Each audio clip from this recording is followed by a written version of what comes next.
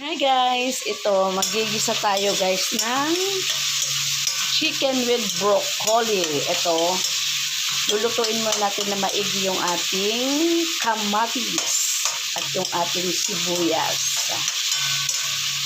Ayan. Ito na guys, medyo nadurog na yung ating kamatis.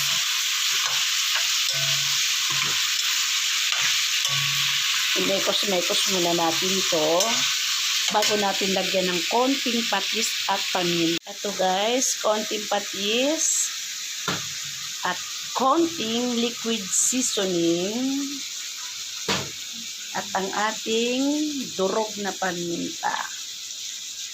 Ayan siya guys. Salo-haluin na muna natin.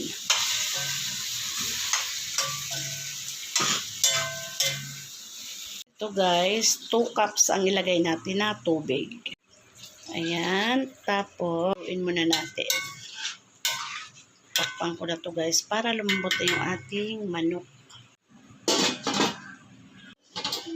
Ito na siya guys. Ilagay na natin yung ating broccoli. Muna palang carrots guys kasi medyo to, matigas. Yan, luto na yung ating manok. Medyo lutuin natin ng konti yung carrots bago ilagay yung ating broccoli. Ito na guys, ilagay ko na yung ating broccoli. Ang ating broccoli with chicken. Wala kasi ako dyan guys na baboy, kaya ito na lang sinahog ko sa aking broccoli. Wala na rin akong bell pepper guys.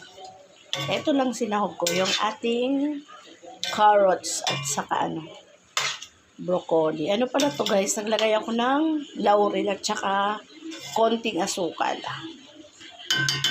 Okay na to guys, ang bango ng ating chicken with broccoli. Ayan, okay na to. Bango.